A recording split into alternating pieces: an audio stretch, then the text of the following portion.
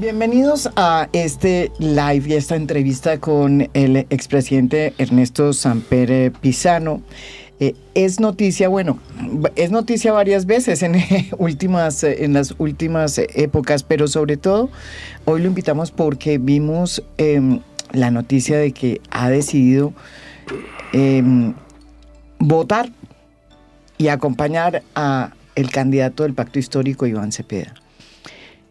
Como eso ya se está empezando a ver y que está trayendo además no solamente a usted como expresidente liberal, sino a otros liberales, está Juan Fernando Cristo, están Luis Gilberto Murillo de alguna manera también, yo lo cuento ahí, de pronto no sé si es que está mal contado, pero hay muchos otros que están entrando, así como gran parte del Partido Liberal, liderado por César Gaviria, decidió irse para donde Paloma, ¿no es verdad? Sí, digamos que la decisión de votar por Cepeda ya la tenía tomada. Lo que hice fue salirme del closet. Carajo. ¿Cómo y se siente? hacerla pública. Sí. Y la hice pública porque considero que sí existen posibilidades de que de alguna manera Cepeda llegue a la primera vuelta. Es decir, de que saque esto en primera vuelta, que sería para él lo más seguro. Por supuesto que la segunda opción es ir a la segunda vuelta, pero creo que... ¿Usted cree que puede ganar Iván Cepeda en la primera vuelta? Yo pienso que sí, yo estoy ¿Usted viendo... piensa que sí? No puede ser. Bueno, yo estoy viendo algo que no había sentido durante mucho tiempo, que es una especie de emoción colectiva que hay, que no es solamente con Cepeda, sino no es Cepeda por... Es con Petro. Con Petro. Es el petrismo convertido a Cepeda, digamos. Sí. Parecido a lo que es el peronismo, por ejemplo. Los peronistas... Pero es cierto, yo también lo he visto en ciertos lugares de Colombia. Sí. En regiones lo he visto en La Guajira, por ejemplo. Y está pegando un mensaje de Petro, además de las cosas que ha hecho, que por supuesto pues son valiosas, lo del ajuste del salario mínimo, el tema de las pensiones, sobre todo para los policías y los soldados, que me parece que fue una buena iniciativa. Yo lo que siento es que el mensaje de Petro de que no lo dejaron gobernar, de que hay una clase y un establecimiento que le ha impedido gobernar como él quisiera y terminar de hacer unas cosas que él hubiera querido hacer. Y es un mensaje realmente muy atractivo, porque primero localiza un enemigo, que en política es muy importante. La política es el arte de tener unos buenos enemigos. Sí. Y segundo, pues da la idea de que esto tiene que continuar y que tiene que haber alguien que siga adelante para que pueda terminar lo que él no pudo o no alcanzó a hacer. Pero ¿usted cree con la mano del corazón que esa narrativa que él creó y que efectivamente le está sirviendo mucho es verdad?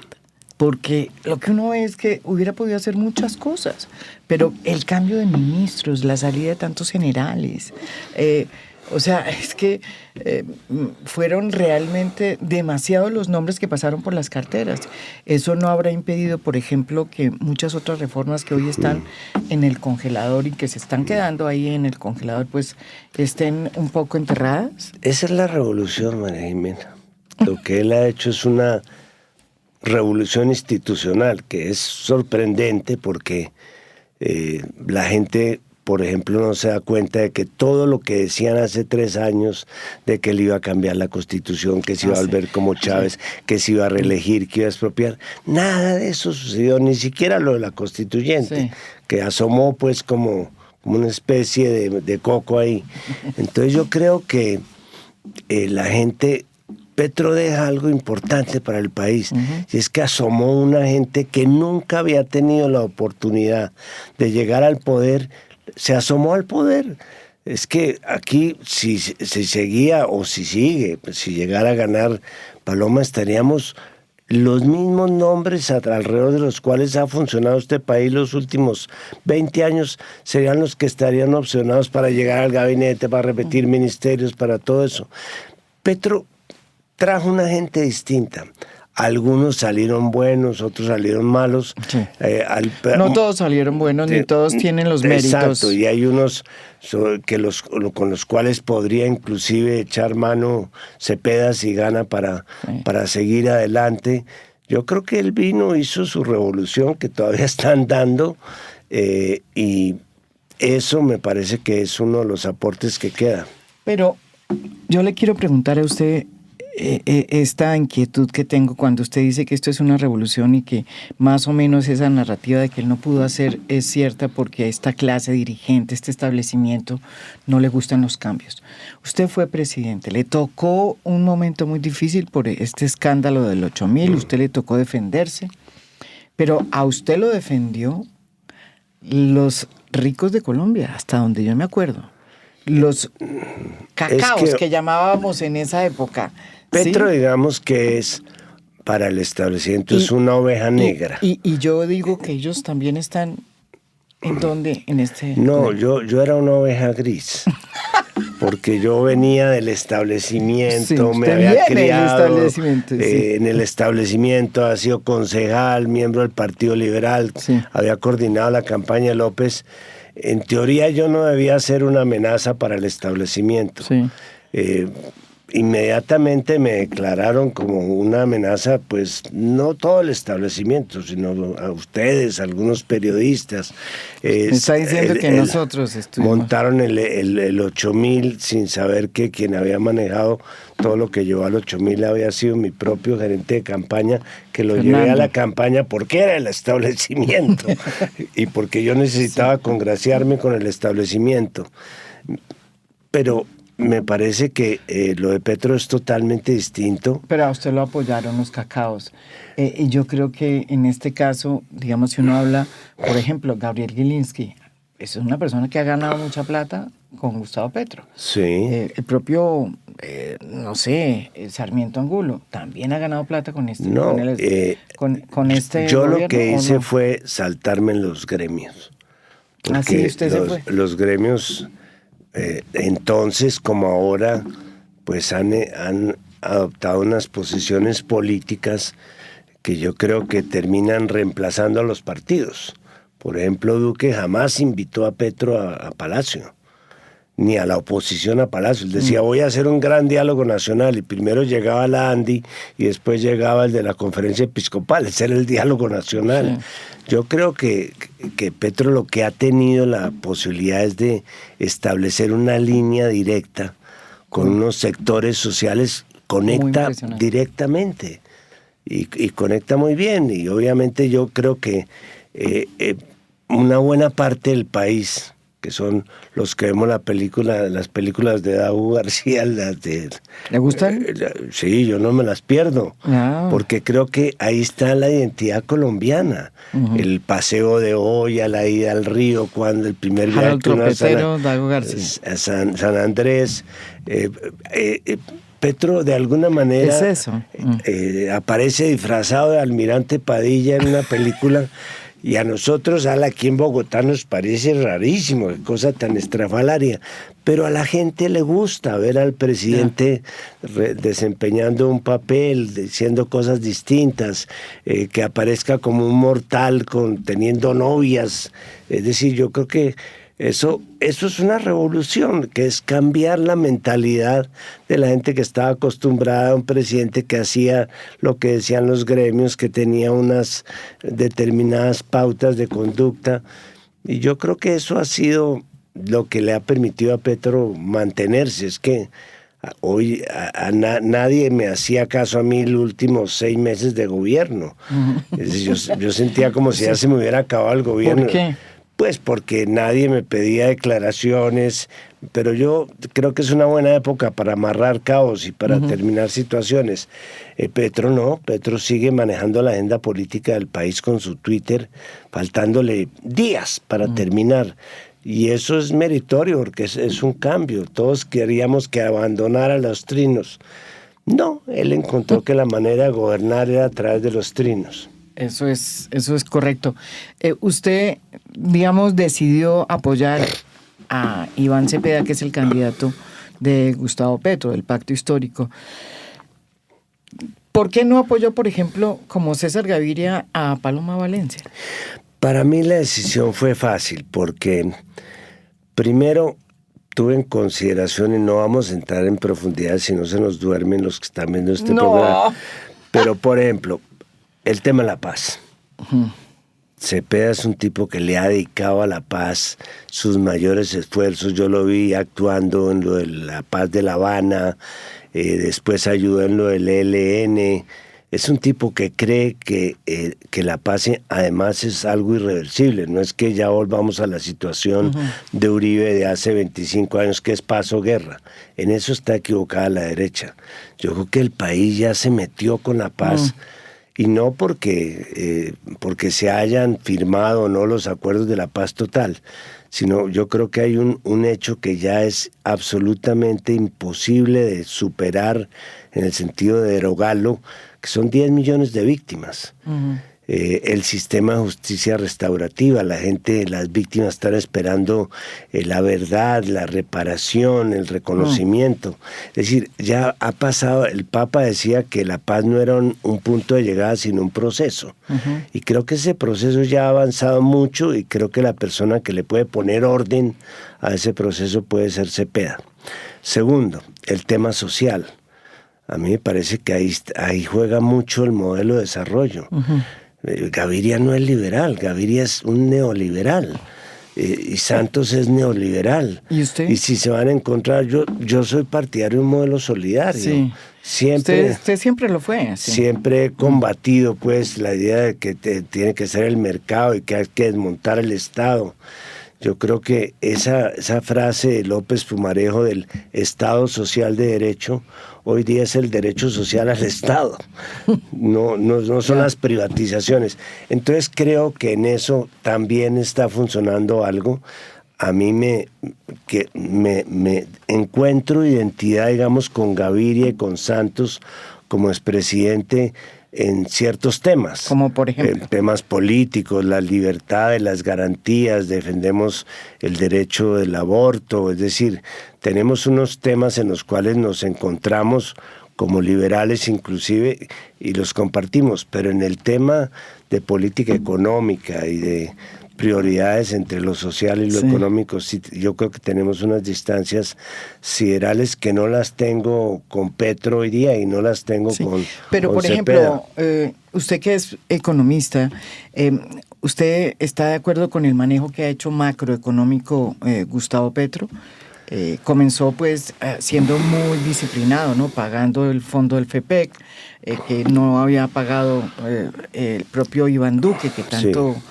Él empezó pagando las cuentas que nos dejó Duque. Él se tomó pero los tragos, pero las cuentas se las dejó a Petro. Sí, exacto. Y Petro, durante 2 años, muy cumplidamente sí, soy testigo pagó. De eso. El Fondo de Estabilización Cambiaria, 60 billones, todo lo que costó la pandemia, lo de las tarifas que se extendieron durante la pandemia, digamos, todo lo que las cuentas de Duque las pagó Petro. Ahora, sobre lo que está ahora... Después cambió y dijo no más, ya no más, y voy a aumentar el gasto. Pero no hay que ser tan... Es decir, yo creo que los medios que tratan de combatir a Petro se dieron cuenta que el tema no era por el orden público, sino que lo podían coger por la parte económica, que estaba gastando demasiado. Yo sobre eso tengo una diferencia inclusive con el mismo Petro. Yo creo que a un país con los niveles de violencia que tenemos, con los territorios que tenemos abandonados, que es donde está floreciendo el conflicto, con todas estas dificultades, no se le puede poner el mismo techo fiscal que a un país normal. Claro. Ponte a pensar que ya... la camisa de fuerza esta de... Sí, si uno le pasa los problemas que tenemos... De la regla fiscal ya nomás. Se los pasa a Chile. Sí. En Chile se saltan la regla fiscal al día siguiente. Lo que creo es que hay que establecer una regla fiscal más flexible. Más flexible. Y en eso estaríamos relativamente más justificados. Y también me parece interesante el giro que están dando de volver la deuda internacional, deuda en pesos, porque con esta locura de Trump no sabemos qué va a pasar con el dólar. Mañana podemos tener un dólar al doble y no se trancan las importaciones. Mejor tenerla en pesos y manejarla en pesos que tenerla en dólares cuando el mundo está tan desequilibrado. Entonces creo que esos son atenuantes del debate que han planteado, que vale la pena tener en cuenta. Primero, que yo me opuse a la regla fiscal porque me parece que es como una camisa de fuerza. Claro, y siempre termina reduciendo el gasto social. Porque lo que está haciendo Petro sí está aumentándole los salarios a los maestros, está, está gastándose el margen que en teoría, según los neoliberales, debería ser muy riguroso en cuidar. Pero también, si se trata de hacer algo social y de cambiar los equilibrios, para lo cual no sirve el modelo neoliberal, pues ahí tiene la posibilidad, sin ser locos. Ahora, lo del Banco de la República, por ejemplo. Que esté solamente sometido a que sea el guardián de la inflación. Claro, sí. Todos estamos de acuerdo en que hay que proteger la autonomía del Banco de la República y que sea autónomo respecto a la política del gobierno, pero no nos podemos ir al otro lado. De que el Banco de la República solamente se tiene que preocupar porque la inflación no suba. Que fue lo que pasó. El gobierno decreta un ajuste de los salarios mínimos para que sean no retributivos, sino redistributivos. Sí. Lo que hacíamos antes era, ¿cuánto es la inflación? 7. Entonces, le vamos a dar 7 para 6. Que usted recupere lo que perdió durante el año. No. Esto es una medida redistributiva que acerca el salario a la canasta familiar. Y eso está bien. Ahora, yo pienso que pues hacer todos esos cambios pues tiene un costo. Y ese es el costo que en este momento está asumiendo Petro. ¿Y usted siente que el tema de, digamos, del futuro, del manejo de las finanzas, digamos, del país, que es lo que afana a tanta gente, la política macro, ¿usted cree que Gustavo Petro la ha manejado bien?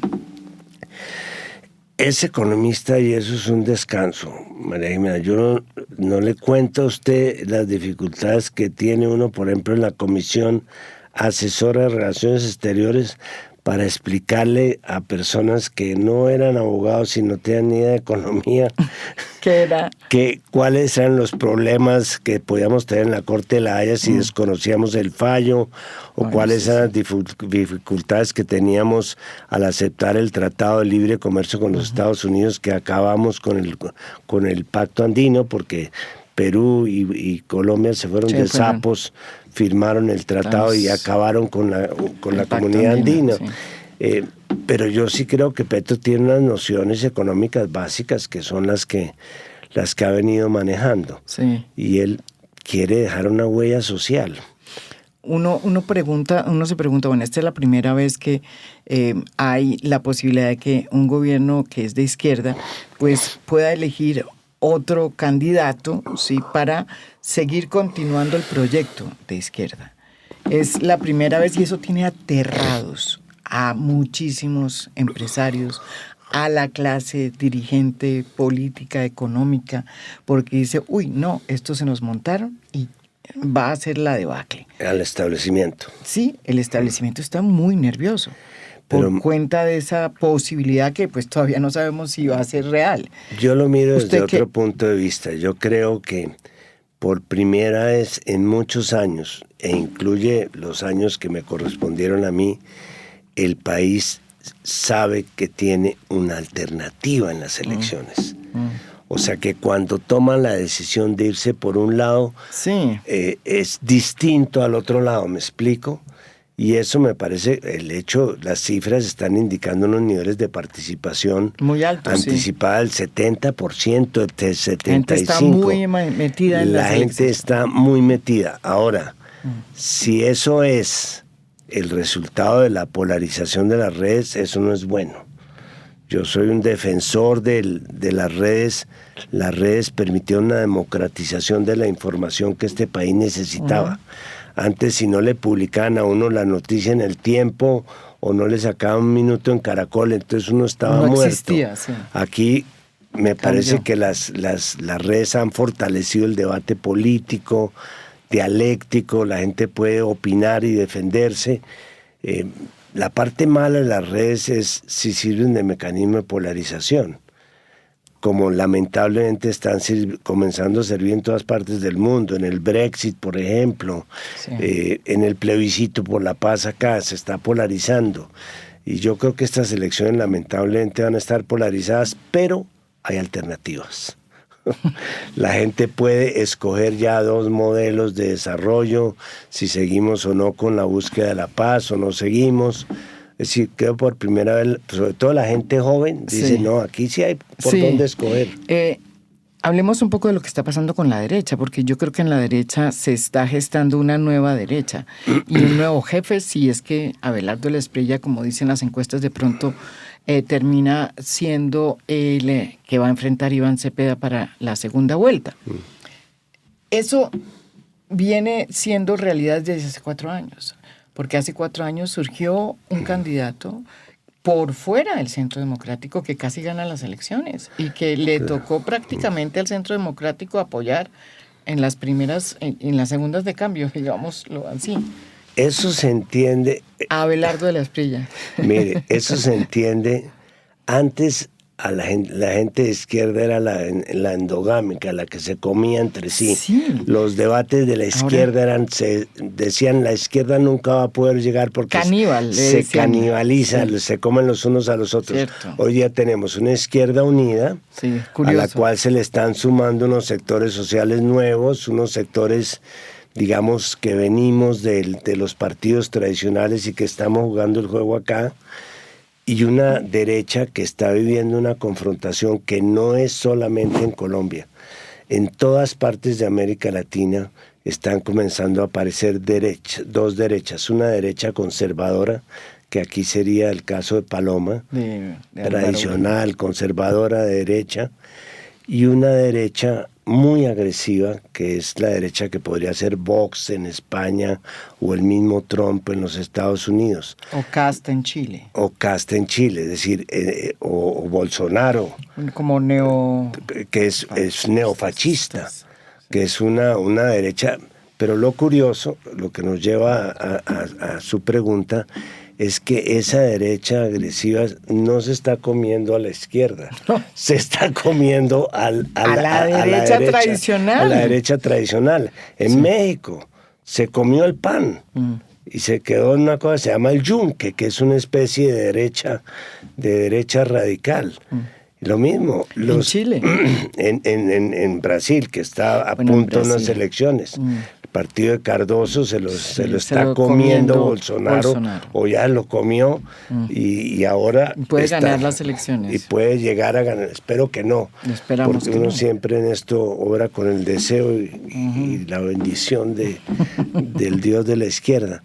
Pero sí hay un fenómeno de derechización en América Latina que tiene que ver con la concentración económica, con la relación entre poder económico y poder informativo. Como una crisis económica que hay, pues digamos, no que estamos creciendo al mismo ritmo que estábamos creciendo en las décadas pasadas.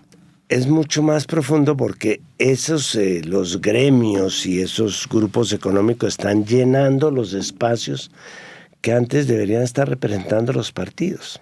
Yeah. Es que los partidos, es decir, así como le venden a uno el café sin cafeína, la cerveza sin alcohol, la leche sin lactosa, también ahora le venden políticas sin políticos.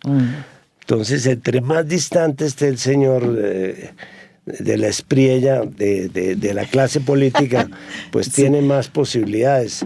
Eso es el mundo del absurdo. Pero, ¿usted qué opina de un personaje como Abelardo Espriella, que no tiene ningún récord de experiencia en la cosa pública? Yo creo que sería realmente, si llega a ser presidente, el primero en tener cero experiencia en el manejo público, porque Duque por lo menos había sido senador 4 años antes o 8 años antes, yo no me acuerdo eso cuánto. Es parte de la contradicción, y es que lo que la gente señala como los problemas de Abelardo, son los que los nunca. lo identifican como una opción. Sí, como los es nunca. como Milei.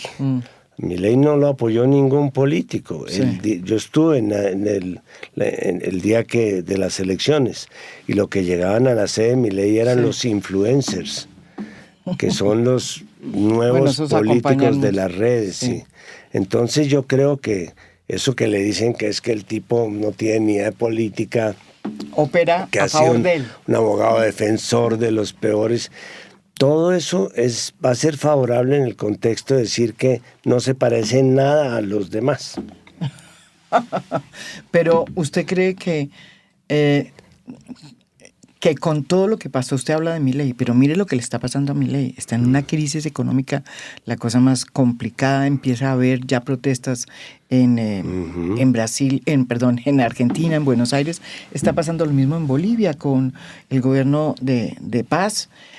Entonces, por las medidas que están tomando estos gobiernos, digamos, de talante neoliberal, que fueron los que ganaron en las últimas elecciones. Son unas empanadas sin relleno, porque los sacan como producto de una agitación digital respaldada por los medios tradicionales de comunicación al servicio de los intereses de unas minorías económicas, y cuando comienzan a resbalarse en el tema social, comienzan a reprimir la protesta. En el caso acá comienzan a tratar de volver a la guerra, tratarían de volver a la guerra, y eso es lo que la gente no quiere. Eso lo decía claramente Mujica, decía, no hay que tenerle miedo a los cambios de derecha porque el péndulo termina regresando a donde sale, que son los cambios sociales. Y yo creo que eso, de alguna manera, esos cambios sociales que estamos viendo, los que podría hacer Cepeda, pues van a evitar que haya una mayor confrontación armada o que haya una revolución al estilo de Milei o al estilo de El Salvador, el Bukele. Yo creo que es la manera que ha encontrado la izquierda precisamente de que los cambios sociales se tramiten por vías institucionales y no a través de confrontación. Y frente al peligro de que esta izquierda, si es que gana Iván, ahora pensemos que gana Iván Cepeda, habíamos hablado de qué pasa si gana Abelardo. No vamos a contar lo que habíamos hablado en privado, ¿no? ¿Qué es lo que dijo usted? Que ganaba. ¿Quién? Bueno, ¿usted cree que va a ganar Iván Cepeda? Sí, yo creo que tiene... Lo que me tranquiliza es que... Yo le pregunté si iba a ganar en la primera. Usted dijo que no sabía, pero que sí. No, ¿Qué me preguntó si podía ganar en la primera. Usted yo dijo dije que sí. Que sí, exacto. Pero también les recomiendo a los que creen que van a llegar a la segunda vuelta que se preparen para la segunda vuelta como si fueran a perder la primera. Porque creo que el error que han cometido muchos de los que están metidos en la segunda, en sistemas de doble vuelta, es que al día siguiente de perder en la primera vuelta, después de haber hecho todo tipo de énfasis en que se iba a ganar, pierden una semana explicándolo. Y yo creo que la gente tiene que al día siguiente salir con una campaña todavía más vigorosa. No sé, yo tengo mis dudas sobre las dos vueltas realmente. Sí, pero... Sí, porque finalmente en muchos países lo que se ha demostrado es que terminan los que están perdiendo. Ganando. Ganando porque se alían contra el que ganó. Yo fui víctima de eso. Sí. Casi me ganan Pastrana, el que salió con todos los enemigos. Es cierto, pero bueno. Bueno, pero es que uno gana es porque... tiene la mayoría, no porque se unen todos, aunque en política lo que une son los odios y no los amores. Si el odio que usted y yo nos tenemos es independiente del que le tenemos por separado a Santos, nos volvemos aliados. ¿Cosa que pasó? No mentiras.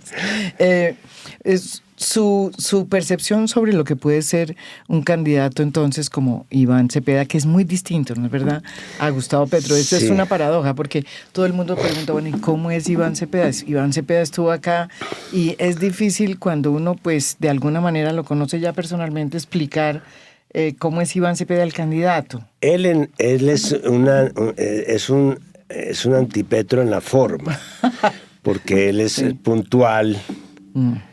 Es un querido, tipo reflexivo, te deja Buena hablar, le gusta oír. Y yo creo que esos en este momento son virtudes que vienen a complementar lo de Petro. Sí. Pero de otro lado está muy sintonizado con el proyecto político de Petro. Es decir, la gente dice, es que va a hacerlo. No, si entras, Cepeda, él va a mantener unas líneas del tema social. Que no va a pasar, por ejemplo, si gana Iván Cepeda, no va a pasar lo que hizo Juan Manuel Santos con Uribe, que llegó al poder y lo traicionó? No creo. La palabra traición no va con Cepeda. Sí, no va. Puede que vaya con este otro, pero no con Cepeda. No. Con Juan Manuel Santos. Sí, puede que le guste inclusive, sí. Pero usted eso lo llaman versatilidad política. Pero usted cree que eso no opera para Iván. No, yo creo que él... Ahora, también pienso que va a tener que tener una interlocución muy fuerte con Petro, porque Petro, si gana Iván y si no gana, va a salir a hacer lo que sabe hacer desde hace muchos años, que es ser jefe de la oposición. Bien sea oposición de un gobierno amigo o de un gobierno enemigo.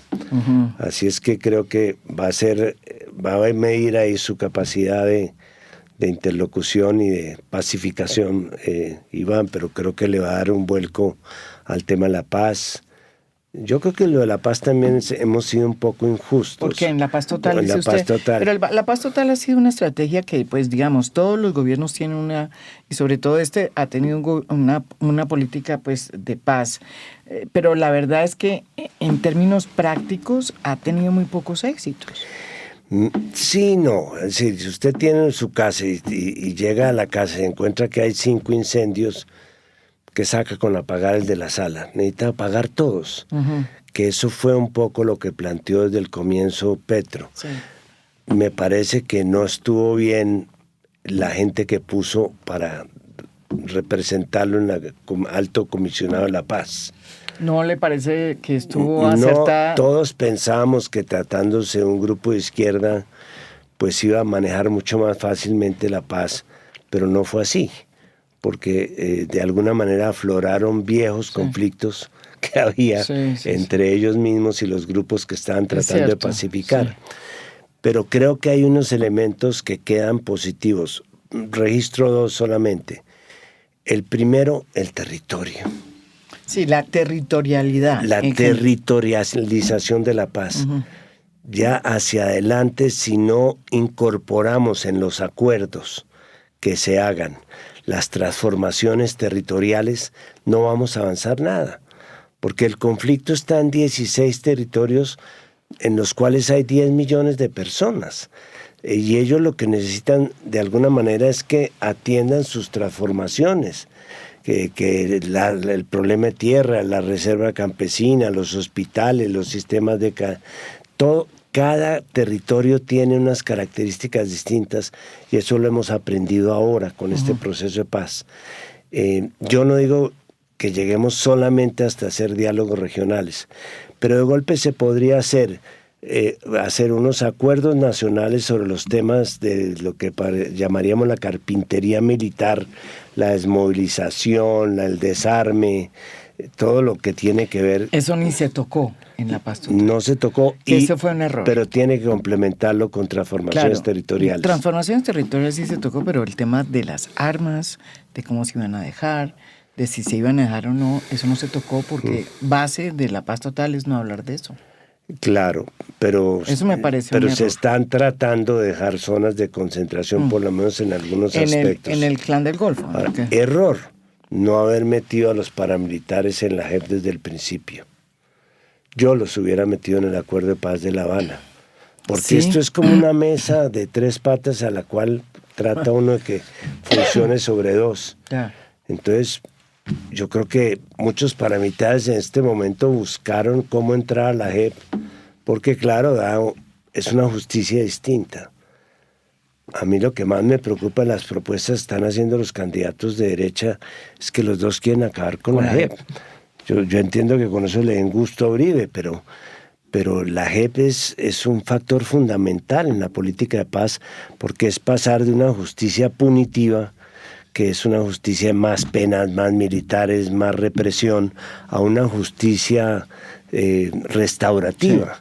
Que es, hombre, la verdad, la reparación, el nunca jamás. Es decir, todos esos son elementos que el país, claro, el país necesita para el posconflicto, una justicia restaurativa. Si no, el posconflicto no dura. María Jimena, volvemos a estar en conflicto. Entonces yo creo que esos son temas que no se han tocado, que son de fondo en la campaña. Y me parece que ahí hay una diferencia fundamental en el tema de territorio y en el tema del DIH, que es el tema que yo he venido trabajando con mi corporación. O sea, ya hay por lo menos una conciencia de que hay que proteger a la población civil inocente mientras se acaba el conflicto. Pero las minas antipersonas, ¿a quién golpean? A la población civil inocente. Pero se han aumentado las minas antipersona en esta época. Bueno, con mayor razón, el desplazamiento, el tema de proteger los hospitales, proteger las misiones médicas, el ABC de la política humanitaria, por lo menos ya hay una conciencia. En los ceses al fuego que se alcanzaron a firmar había algo de eso. Y yo creo que la gente piensa, como me decían a mí los que negociaron los acuerdos de las FARC, no, nosotros, la humanización, no nos interesa humanizar el conflicto, sino terminarlo. Y mientras tanto, ¿qué? Y los 5 años que demora la negociación, que revienten a la gente, yo creo que eso se avanzó. Ahora, si hubiera podido avanzar más en otros procesos, sí, sin duda.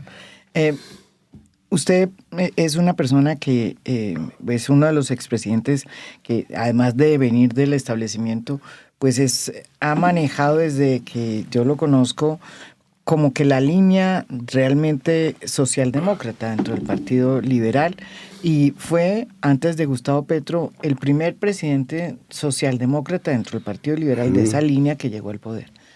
De resto, no llegó sino, digamos, la línea neoliberal, que eran de alguna manera César Gaviria y después Duque y Uribe. Duque, Uribe y el propio Juan Manuel Santos, que después hizo un acuerdo de paz, pero él es graduado injustamente de castrochavista. Sí. Él realmente no lo es. Neoliberal, sí.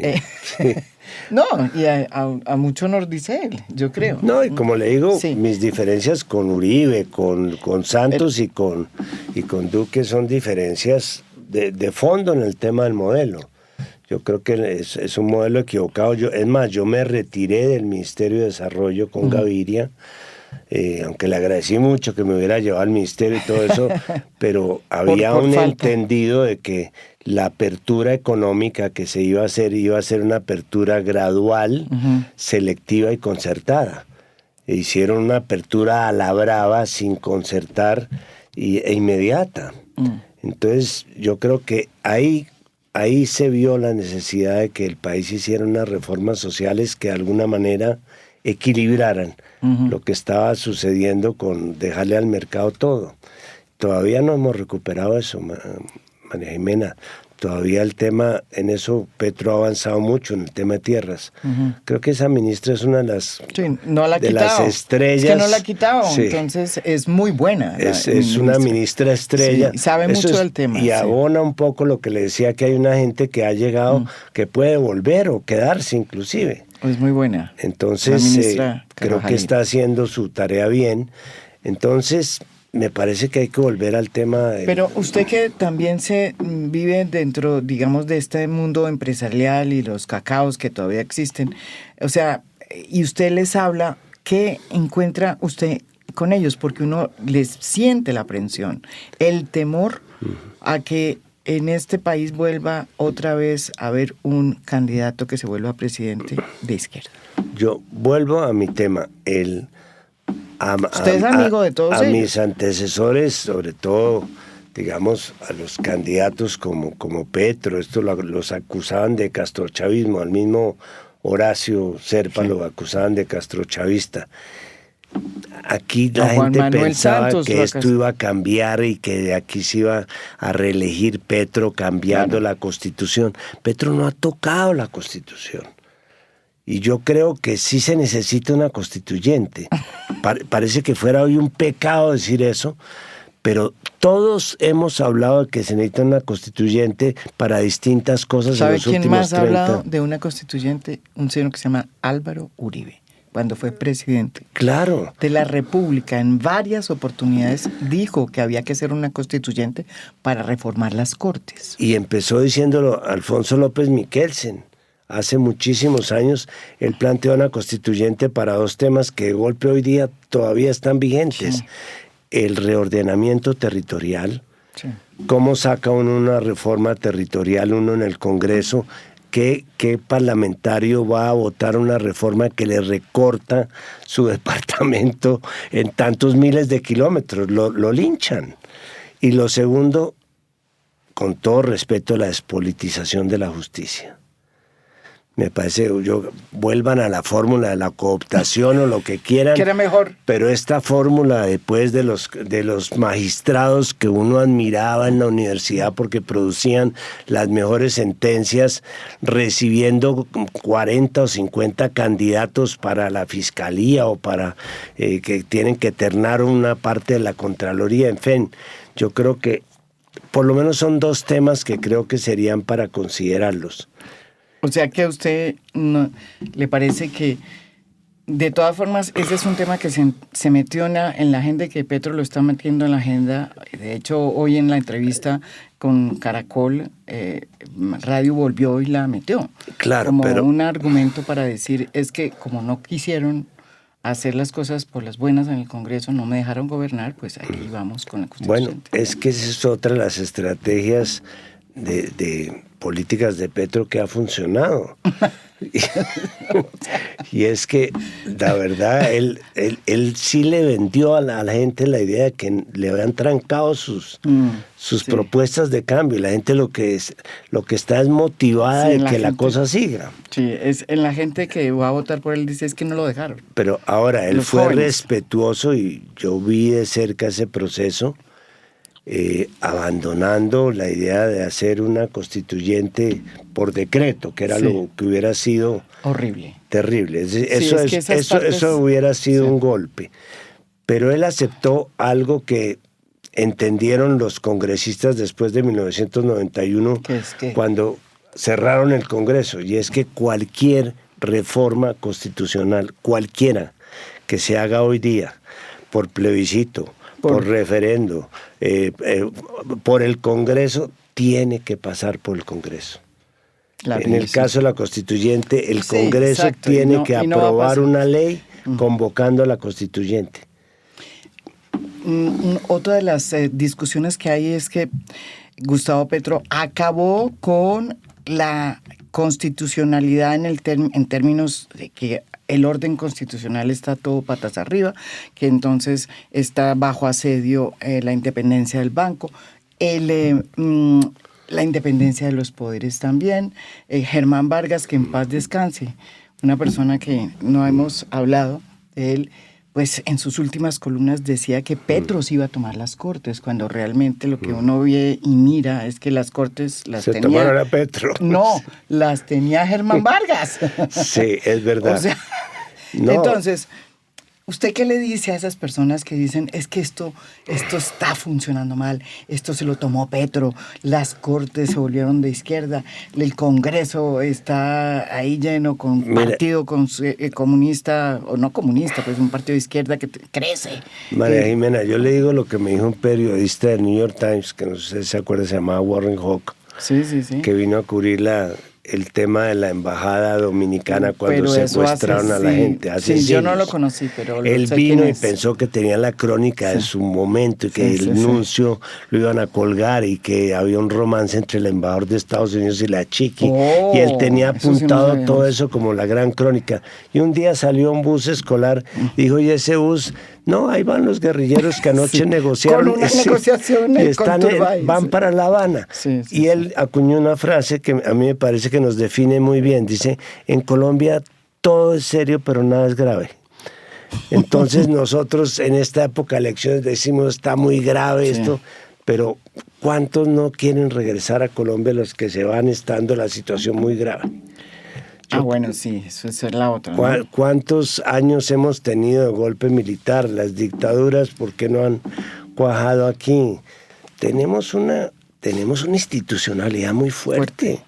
Y yo creo que lo de Petro ha servido para demostrarlo. Sin haber tocado la Constitución, el tipo ha hecho unos cambios importantes. En algunos no le ha ido bien, en otros le ha ido bien, pero la gente de lo que sí está consciente la gente es que sí es posible un cambio.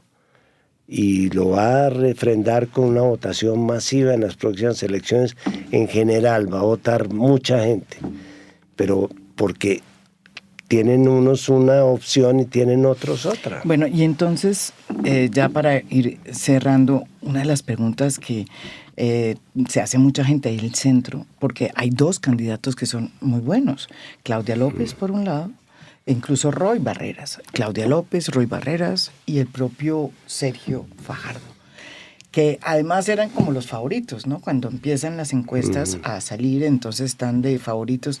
Y este es un gobierno este es un espectro político, digamos, el país de hoy tiene un espectro político no solamente polarizado, sino que el centro desapareció, ¿dónde se fue? No tiene partido. Yo creo que, ¿qué pasó con esos? Yo creo que el centro que estaban buscando Claudia y Fajardo, que era un centro neutro, se desplazó hacia la derecha y hoy día está acompañando a Paloma. ¿Así? El centro. En medio de una polarización que yo pienso que se está repitiendo se va a repetir en estas elecciones, de que aquí hay un candidato respaldado por Uribe, que va a ser la derecha extrema, y un candidato respaldado por Petro, que puede ser o debe ser Cepeda. Y Claudia López, ¿usted qué opina de Claudia López? Me parece una mujer competente, no pegó el argumento de que era mujer, y es muy difícil estar en el centro en medio de unas fuerzas polarizantes. Sí. Yo creo que el país quería, le metió relleno a los extremos.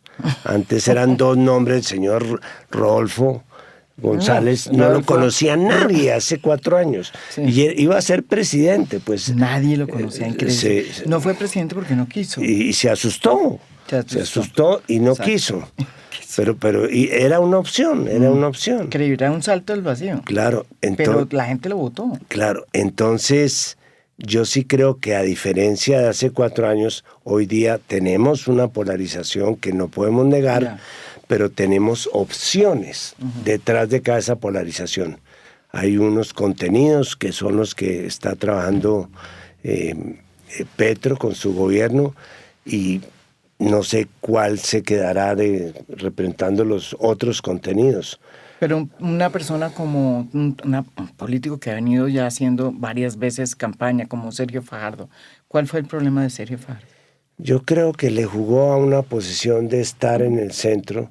Es como el que juega a ser árbitro sin tener estadio ni tener equipos.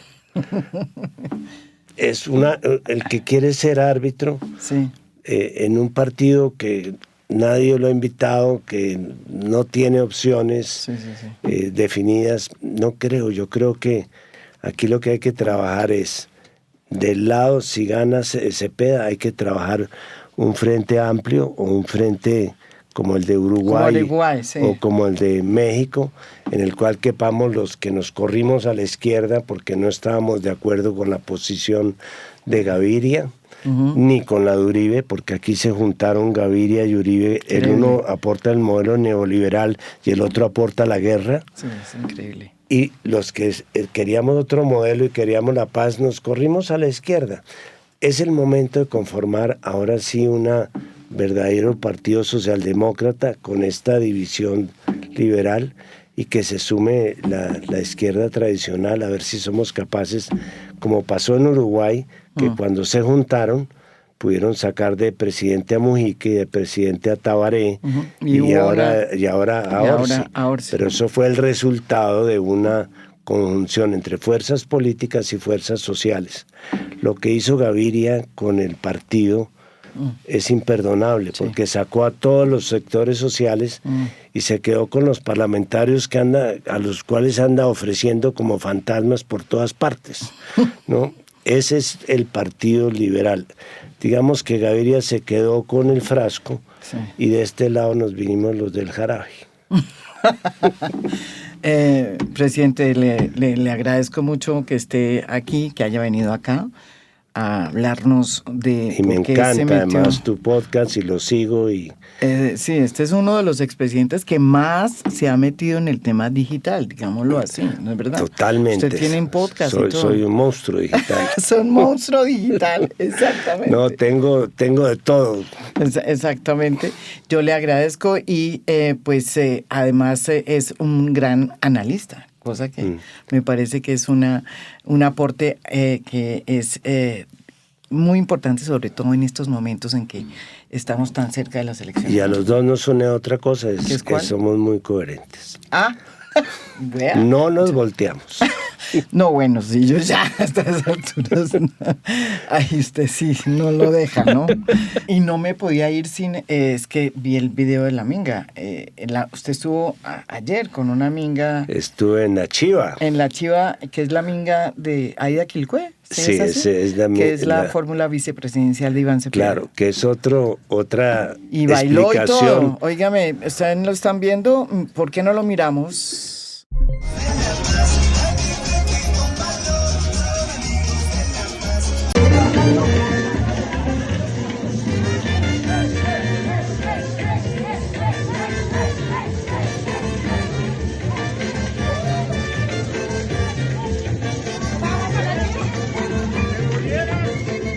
Estuvo ahí usted bailando y mostrando que sí sabe bailar. Sí, no, es que necesitaba darle una muestra fehaciente a mi sobrino Daniel de que el baile es lo mío. Lo que pasa es que no son lo que baila él en inglés, sino lo que bailan los colombianos en español. Y es un homenaje además a Totó la Momposina, a la cual, sí, era que se murió, cual quisimos mucho y hay que mencionarla como un homenaje. Cuando yo estaba embajador en España, los presos lo que pedían es que si iban artistas colombianos pudieran cantar en la cárcel de Carabanchel. Y la única que fue Totó la Momposina. Bueno, y entonces ahí usted salió a bailar y mostró que tenía usted mis sí sabe dotes. bailar. Sí, y Daniel Samper. Daniel no sabe sino criticar a los que bailamos bien. Correcto. Y lo otro es que, para terminar el tema del centro y de la derecha, Cepeda nombró a Aida Quilcue. Aida Quilcue, la nombró como su fórmula, porque no quería tirarse a buscar a un candidato que le ayudara a buscar los votos del otro lado, me explico, no está tratando de pescar, lo cual lo hace más auténtico y más coherente. ¿Y cree que le está funcionando a usted esa fórmula? Yo creo que sí. Además, yo pienso que la figura del vicepresidente sobra, porque el único papel del vicepresidente es preguntar si amaneció enfermo o no el presidente, todos los días en Palacio. A mí me fue bien y mal con los vicepresidentes, pero creo que es una figura que ni le quita ni le pone al presidente.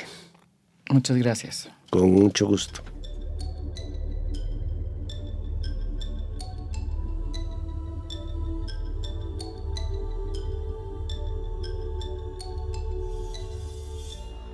A Fondo es un podcast producido por Mafialand. Producción general, Beatriz Acevedo. Producción de audio, Santiago Acosta López. Música original del maestro Óscar Acevedo. Nos pueden escuchar también en mi canal de YouTube. Gracias por escuchar. Soy María Jimena Duzán.